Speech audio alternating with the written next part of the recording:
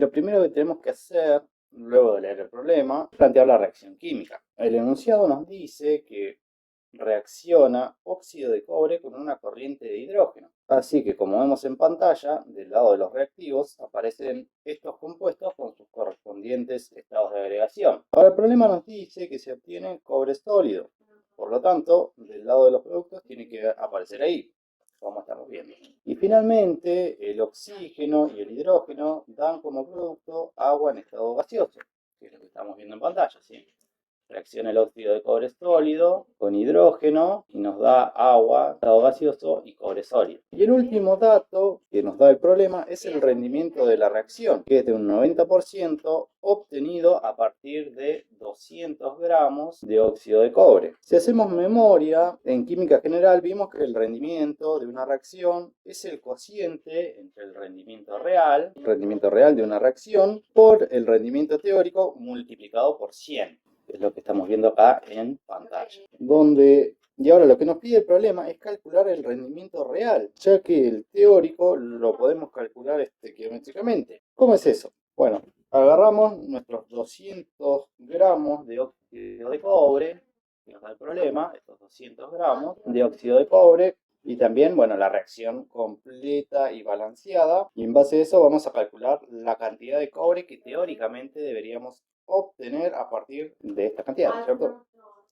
Entonces, bueno, estos 200 gramos los vamos a pasar a moles usando la masa molar del óxido de cobre, que es de 79,54 gramos por mol. O sea, sabemos que 79,54 gramos de óxido de cobre equivalen a 1 mol de óxido de cobre. Luego, geométricamente, sabemos que 1 mol de óxido de cobre es igual a 1 mol de cobre. Y finalmente sabemos que la masa molar de 1 mol de cobre es de 63,55 gramos de cobre. Esto es 1 mol de cobre. Simplificando, gramos de óxido de cobre con gramos de óxido de cobre se van, moles de óxido de cobre se van, mol de cobre con mol de cobre se van, y nos quedan simplemente gramos de cobre. Entonces juntamos nuestros factores y si hacemos las cuentas bien, vamos a ver que teóricamente se producirían más o menos 159,69 gramos de cobre sólido. Acá puede variar un poquito el tema de los decimales dependiendo de cuántos usemos. Si da un poquito más de decimales, yo lo rendí hasta acá. Y para obtener la cantidad real formada, simplemente tenemos que despejar el rendimiento real de esta fórmula. Es la fórmula de rendimiento. Rápidamente, para hacerlo, no perder tanto tiempo, les voy a contar que el rendimiento real, bueno, va a ser el rendimiento porcentual sobre 100 por el rendimiento teórico. Teníamos un 90% de rendimiento, bueno, lo dividimos por 100 y multiplicamos por lo que obtuvimos recién, el rendimiento teórico, sea por 159,69 gramos de cobre sólido. Nuevamente, si hacemos esta cuenta, vamos a encontrar que se produjeron 143,72 gramos de cobre sólido a partir de 200 gramos de óxido de cobre y con un rendimiento del 90%. Y ahí terminaría el problema, si es sencillito. El tema está acá en cómo obtener el rendimiento real. Esto se lo voy a dejar para que lo practiquen tranquilos. Y hasta acá este problema. Como están viendo en pantalla, al principio el problema nos plantea una reacción química.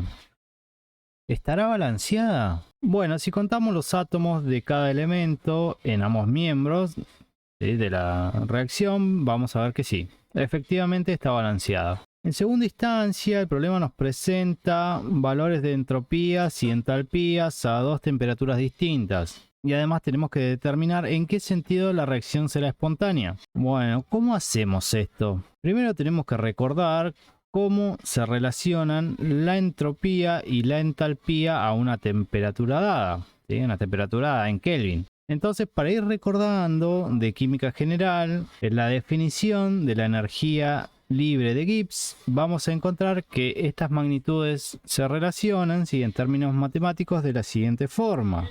Tenemos que delta G a una temperatura dada va a ser igual a delta H, ¿sí?, a la entalpía menos la temperatura por la entropía, ¿sí?, a la misma temperatura. Como dije, tiene que estar a la misma temperatura, ¿sí? O sea que siempre se va a dar si todas las mediciones las realizamos a la misma temperatura. Y, sorpresa, la energía libre de Gibbs la usamos como criterio de espontaneidad. Es decir, si la energía libre de Gibbs es menor a 0, es decir, que toma un valor negativo, entonces, ¿sí?, la reacción será espontánea. Si delta G a esa temperatura toma un valor mayor a 0, entonces la reacción, ¿sí?, no es espontánea. Por lo tanto, tendremos que calcular la energía libre para cada temperatura y en base al resultado que nos arroje esa energía libre, vamos a concluir si la reacción ocurrirá o no. Y antes de hacer cálculos, dos datazos más. La temperatura T tiene que ir en Kelvin, ¿sí? No puede ir en otra unidad. Y después, para las entalpías y las entropías, ¿sí?, o trabajamos en Joule o en kilojoule, cualquiera de las dos. Bueno, dicho esto, vamos a pasar a calcular entonces delta G a 300 Kelvin.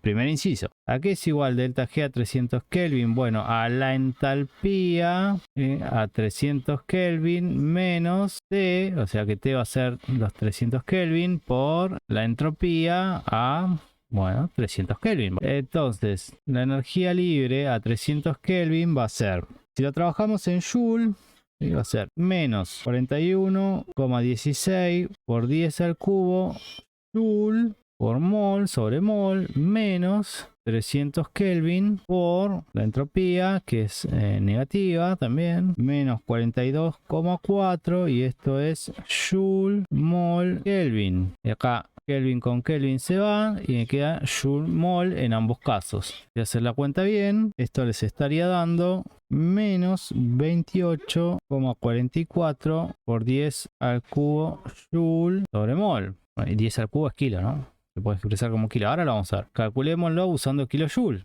De nuevo, a 300 Kelvin teníamos menos 41,16 kilojoule por mol menos 300 Kelvin por, y acá hay que pasar los joule a kilojoule, o sea que hay que correr la coma y a la izquierda. Entonces me va a quedar menos 0,0424 kilojoule sobre mol por Kelvin. Kelvin con Kelvin se vuelve a ir y esto me da menos 28,44 kilojoule por mol. Ahora, como la energía está delta G a 300 Kelvin tomó un valor negativo, podemos concluir que la reacción es espontánea, o sea, ocurre en el sentido en el que está propuesta. Miremos rápidamente el segundo caso, delta G a, bueno, 1200 Kelvin. De nuevo, la entalpía para esa